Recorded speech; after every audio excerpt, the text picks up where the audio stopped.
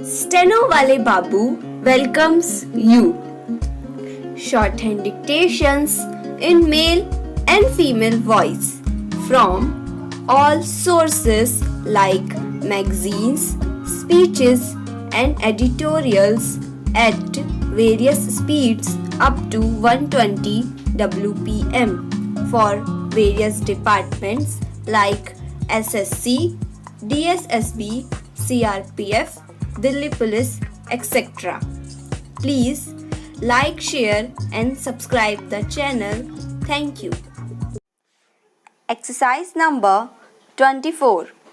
It is estimated that railway infrastructure would need an investment of 50 lakh crores between 2018 to 2030, given that the capital expenditure outlays of railways are around 1.5 to 1.6 lakh crores per annum. Completing even all sanctioned projects would take decades. It is therefore proposed to use public-private partnership to unleash faster development and completion of tracks, rolling stock, manufacturing and delivery of passenger freight services.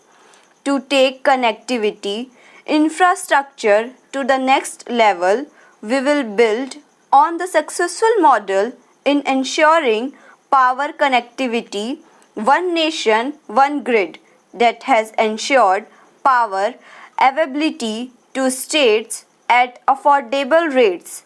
I propose to make available a blueprint this year for developing gas grids, water grids, highways, and regional airports.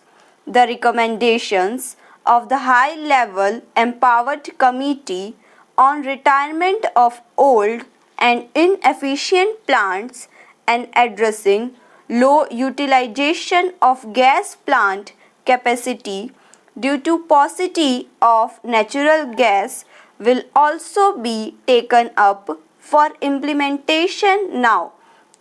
Our government launched Ujjwal Discom Assurance Yojana in 2015 aimed at financial and operational turnaround of discoms. Government is examining the performance of the scheme and it will be further improved. We will work with the state governments to remove barriers like cross-subsidy surcharges, undesirable duties on open access sales or captive generation for industrial and other bulk power consumers. Besides these structural reforms, considerable reforms are needed in tariff policy. A package of power sector tariff and structural reforms would soon be announced. It is proposed that several reform measures would be taken up to promote rental houses. Current rental laws are archaic as they do not address the relationship between the lessor and the lessee realistically and fairly. A model Tennessee law will also be finalized and circulated to the states. Large public infrastructure can be built on land parcels held by central ministries and central public sector enterprises all across the country. Through innovative instruments such as joint development and concession, public infrastructure and affordable housing will be taken up. For ease of access to credit for MSMCs, government has introduced providing of loans up to 1 crore for MSMCs within 59 minutes through a dedicated online portal.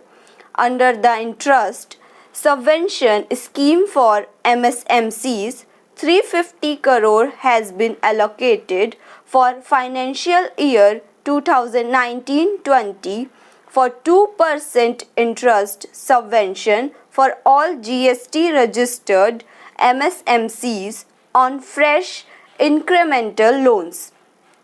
Government payment to suppliers and contractors are a major source of cash flow, especially SMCs and MSMCs. Investment in MSMCs will receive a big boost if these delays in payment are eliminated. Government will create a payment platform for MSMCs to enable filing of bills and payments thereof on the platform itself. Encouraged by the overwhelming response, the Government of India has decided to extend the pension benefit to about 3 crore retail traders and small shopkeepers whose annual turnover is less than 1.5 crore. Under a new scheme, namely Pradhan Mantri Karam Yogi Mandhan scheme, enrollment into the scheme will be kept simple, requiring only Aadhaar and a bank account, and rest will be on self-declaration. We recognize that investment-driven growth requires access to low-cost capital. It is estimated that India requires investment averaging 20 lakh crores per year. A number of measures are proposed to enhance the source of capital for infrastructure financing. 1. A Credit Guarantee Enhancement Corporation, for which regulations have been notified by the RBI, will be set up in 2019-20. 2. An action plan to deepen the market for long-term bonds, including for deepening markets for corporate bond repos, credit default swaps, etc., with a specific focus on infrastructure sector will be put in place. 3. It is proposed to permit investments made by FIIs, FPIs in debt securities issued by Infrastructure Debt Fund non-bank finance companies to be transferred or sold to any domestic investor within the specified lock-in period. Corporate debt markets are crucial for the infrastructure sector. Given the need to further deepen bond markets, a number of measures are proposed to be taken up. 1. To deepen the corporate three-party repo market in corporate debt securities, government will work with regulators RBI to enable stock exchanges to allow AA rated bonds as collaterals. 2. User-friendliness of trading platforms for corporate bonds will be reviewed, including issues arising out of capping of international securities identification number. It is right time to consider increasing minimum public shareholding in the listed companies. I have asked SEBI to consider raising the current threshold of 25% to 35% as a key source of capital to the Indian economy. It is important to ensure a harmonized and hassle-free investment experience for foreign portfolio investors. Hence, it is proposed to rationalize and streamline the existing Know Your Customer norms for FPIs to make it more investor-friendly without compromising the integrity of cross-border capital flows.